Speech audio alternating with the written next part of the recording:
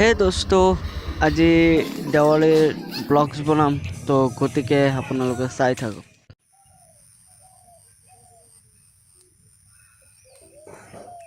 আচলতে মই কিছুমান ফল নিবলৈ আহিছোঁ।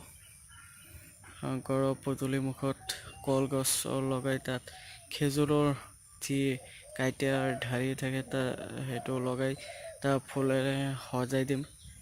তো বলক।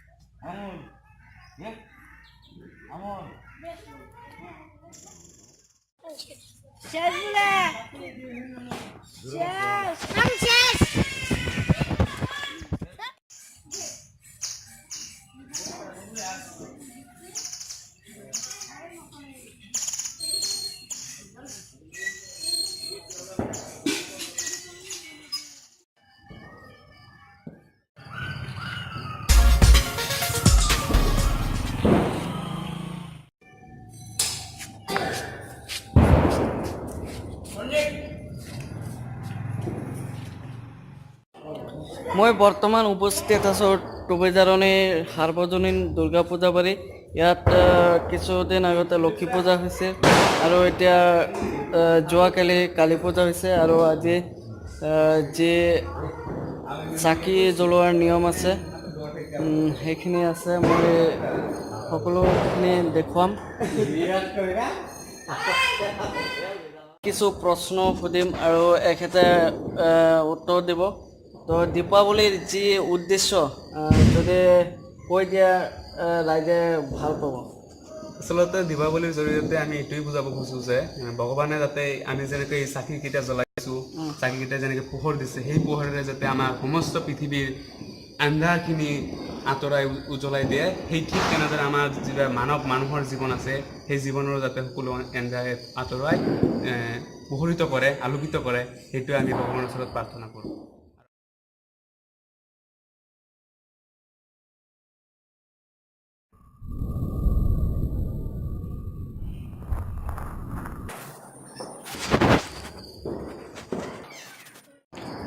ওয়াও ওয়াও, মজা মজা তামাম লাগিছে।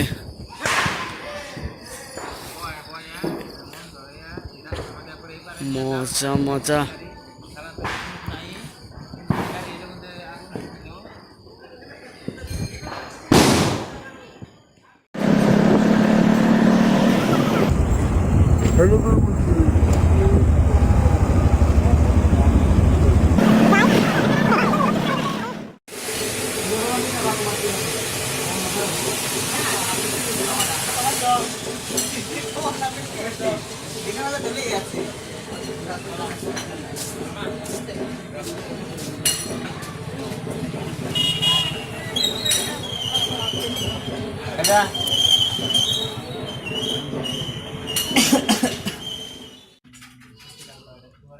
কি হলো রে?